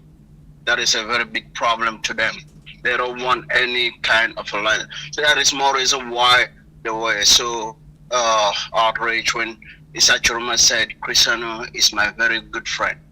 They don't want any form of alliance. And Ambazonians were supposed to take advantage of what is going on in French Cameroon, but they are not taking that advantage enough. In your opinion, Ambazonian taking advantage, what should they do? Yes, Ambazonia leaders should come clear and making known that they will not negotiate with Biya regime. They are very willing to sit with Issa Chiroma with no precondition and negotiate. Well, The international community will pay attention. that's what we are saying, right? If you were watching us from the beginning, that is exactly what we said. We're not interested in a delegation from Yaoundé, even if that delegation be led by the Pope. We prefer Yaoundé to demonstrate their seriousness by first releasing every Ambazonian prisoner and detainee. And once they are released, they can call for a round table to be seated by those prisoners and those in the diaspora as Ambazonia and Cameroon on another side, and we discuss. Failure and anything other than that is a non-starter. Also, if I said taking advantage, the next thing that comes to mind is Yaoundé should know that when the bullet is dropped on the other side of the Mongo, Cameroon will be attacked from every corner from Ambazonia. I think they know that. Don't you think they know that? That the North, if the North rises and Ambazonia is already up for 9 years, I think they know how difficult it is going to be for them because they cannot control Douala, Bafusa, And the next thing Bunda, Chad, Ngaoundéré to Marwa. They cannot. Biya is standing on a dry branch because they know any kind of chaos will put pressure on Biya to negotiate with his way out. The international diplomacy is not behind him this time. They have given a deaf ear. So I believe any attempt that Chiroma makes is not going to take long. It's a path forward for Cameroon. All right, sir. Thank you for the call. Hello. Hello. Hello. Thank you, sir. Thank you. Hello. Hello, Comrade Chris. Good evening. Good evening, sir. Where are you calling from? Yeah, I'm calling from La Republic in Yaoundé. Okay, what is on your mind, sir? Exactly what is in my mind is that a lot of people just think all is gone, all is over about the elections. But a majority of them still believe that there's a fighting going on, because yesterday while I was following Equinox television, I listened to what one of the mayors of Douala, a deputy mayor, was really angry, was really mad about the regime. And he himself made it clear that he's ready to die, because if people like Imyobe or maybe the people that fought for the independence of Cameroon, they died, then nobody will be eternal on this earth. So if they want to come and kill him, he's also ready. So it was just a message going even to the La Republique citizens, for them to understand that the fight is not yet over.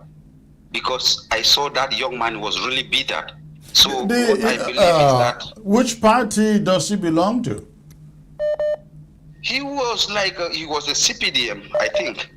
And even the CPDM militant that was opposite, that was in front of him, was also saying that really he wants Biya to adjust the issue. The only CPDM militant that was there could not even say anything. He was forced to maybe to go on the side of the opposition. All right, good. So I believe, yeah, because some people just think, because I am here in Yaoundé, when I go out, some people just, when I want to say, they will say, oh, we should just forget, they have already inaugurated Biya, nothing would happen. But some of them don't really know what is going behind the scene.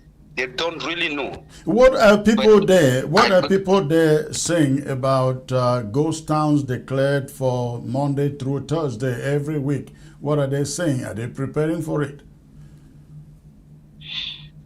Well, Comrade Chris, what I can tell you is that a lot of them just think it is over. But each time I follow you guys, I follow all the medias, what you guys are saying, I know that it is not yet over. So even where I'm working, I'm not scared if anything comes to me also, because I'm that kind of a person that I'm not an hypocrite. I'm not a hypocrite. I say things the way they are. Even in my office, they will tell you, maybe you may lose your job because you're trying to defend the opposition, but I don't care. All Because right. when I saw that young man speaking yesterday, I was like, wow, if this kind of a person can stand before the screen and say this, then if they kill you today, they themselves, they will not live forever. All right. Thank you. Thank you for the call. You guys remain safe out there. Thank you. Hello. Yeah, Commander Chris, good evening. Good evening, sir. Where are you calling from? I'm calling all the way from Bengui. Bengui. Okay, sir. How is in Bengui today? Yeah, Bengui is very calm and cool. And Bengui is really on alert. Thank you very much for coming on every day now, because we are really reliable and we are well informed now by you. Thank you. So we want to say, yes, sir. Please, I want to thank you, and I want to say happy birthday to Mr. John Akoro for God giving him another 1 day again plus. Commander Christ. So, Commander Christ, do you know that there will be real trouble in Yaoundé this time around? There will be I what? want to thank God because our crisis is going to come to an end. There will be what in Yaoundé? Do you know that there will be a lot of trouble this time around in Yaoundé? Okay.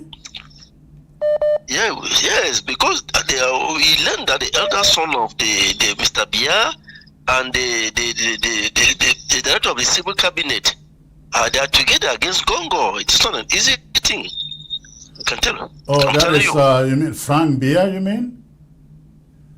Yes, Frank Biya'S and Mr. Ayulo, the director of the civil cabinet. They They are are together now. loggerheads They are with at war against Gongo. Gongo. Yes. Okay. Yes. So, thank you very much, bro. All right. Thank you. Thank you for the call. Let's get to the next caller here. Hello. Ayulo, the director of the civil cabinet. No. Hello. They are at war against Gongo. Can you turn down the volume of your set, sir? Remain focused on your phone.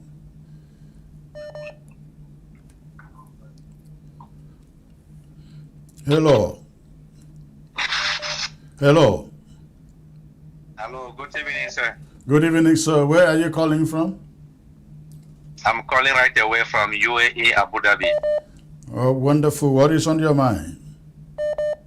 Yes, sir. I'm so pleased to get to you this evening. At least, really have to appreciate you for the good job you are doing to keep us always informed on all the events taking place. Sir, last week, I followed what happened in Nigeria concerning the human rights violation and the fight against the killing of Christians in Nigeria by Donald Trump. And one thing I got from there was the letter of the leader of IPOD, Nnamdi Kanu, to the US president. I think Ambazonia can also take from that perspective. With the present dispensation occurring in La Republique today, I think Ambazonian leaders should fire letters to all the embassies in Europe and in US, bringing in our problems freshly to the minds of the new government. I think this will also help carry our struggle forward. All right. Thank you, sir. Thank you for the call. Hello. Hello. All right, thank you. Hello.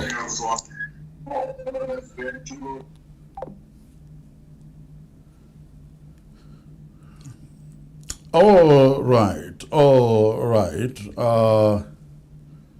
Ladies and gentlemen, we have a few minutes to go, and let me turn it over to Mama G, who is the only guest still left to round this up, so we can call it a night. Mama G, can you hear me? Yes, I can hear you. All right. If you have any last thoughts, give it to me before we go. Yeah, what I would like to make our people understand, or Paul Biya and his team to understand, is that when Chiroma went to Bamenda, he told us by himself what he is willing to do. The first thing is that he is willing to release all the political prisoners, all our prisoner of conscience who have been locked up. That was the first thing he said. He would do that immediately. And then the next thing he said is, I'm going to have a roundtable discussion with you guys. I'm going to bring experts from all over the place. He did not say, I'm going to talk to you by myself, or I'm going to have some low level Ambazonians who will talk on my behalf. He said he is going to make that arrangement. And so, at least it shows that there's somebody listening to us, that he has that concern for us, because Bia has never said anything. The only time that he has addressed us is when came back from a trip, and at tarmac he told us that he has declared war on us. So now we know that if Chiroma, not that we are totally embracing Chiroma, but we are ready to listen to him. That is the kind of person who, when he sends people to talk to us, we will talk to them, because he has made that declaration that everybody knows. But But you I cannot. think, Mama G, I think the protocol remains the same. If Chiroma want to talk to us, he should start with freeing every Ambazonian prisoner, and That then, is what he said. That if yeah, he gets that we in, will that is welcome the that. first thing he will Nothing, do. nothing, nothing other than that. Yes, that was the first thing he said, that I will release all the political prisoners. So that I'm just comparing two things. I'm not saying that he is the is we are just going to embrace him, but I'm saying that if Bia wants to send people to come and see us, he should learn from the example which Chiroma set. Chiroma declared to us, I am going to relieve I'm going to release all the prisoners of conscience, everybody who has something to do with this, before we sit at the round table and discuss. I'm going to bring all the experts who are versed in this affair. The only thing that I was not pleased with Chiroma is the fact that he said that he is not going to give us independence, because when it was time for us to have independence, we were not given independence because because they saw that there was something that we could not do. But that is not true. There was nothing that indicates that there was However, to that point, he is talking about a referendum. I think we're going to wait to see what kind of referendum he's talking about, right? Because if he's talking about a referendum, and if the referendum is Ambazonia, do you want your own country, or do you want to federate with La République du Cameroon? It's an opportunity for independence. And by the way, who that is is him to true. grant? He has no powers to grant us independence. It is Yes. us to take it. Yes, yes, I agree with that very much. But what I'm saying is that at least I appreciate him. I appreciate the fact that he addressed us. Just the fact that he addressed us is something great, as opposed to Bia, who has the only time he has addressed us is for something negative. And so And it's always a threat. When Bia addresses us, it's always that's a true. threat. That's true. And then he's sending people. How can you stand and threaten somebody, and then you go and send somebody in the back to come and talk to us. That means that we are the one capitulating. It doesn't show that we are sitting and talking to you on equal footing. It is very deceptive. So we cannot accept that. Whether Biya'S stays on or he leaves, that is not an issue. We will never discuss with him or any of his representatives. If he cannot come out and tell us, which I don't think he's even able to, he looks so decrepit. He's an old man. I think what his followers are doing is an abuse of an elderly. The man is not even aware of himself, where he is, what he is doing. It is an elder abuse. So, but whatever, at least they are able to get him to stand there and say something. Whoever is getting him to talk should let him say, I want to discuss with these people. I released all the prisoners because it was unfair treatment. These people were picked up and renditioned for no good reason. So we have to start from there. If our leaders cannot be released, then there's nothing to talk about. If Biya'S cannot address us, then there's nothing to talk about.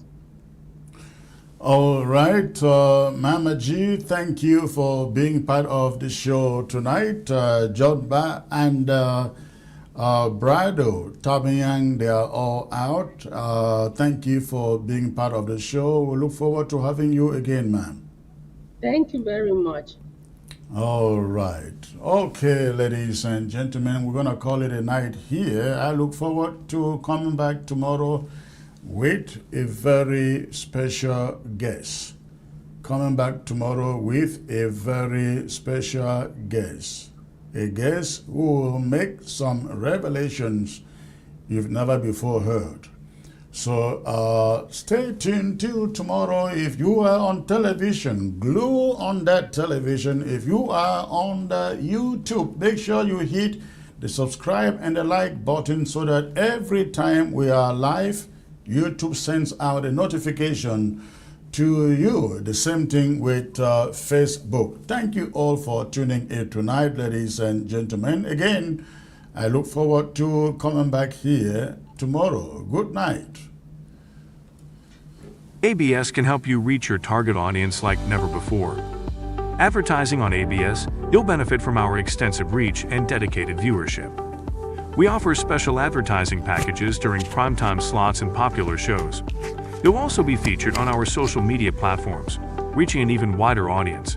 Don't miss out on this opportunity. Take your business to the next level. Contact our advertising team at absafricativ@gmail.com. ABS can help you reach your target audience like never before.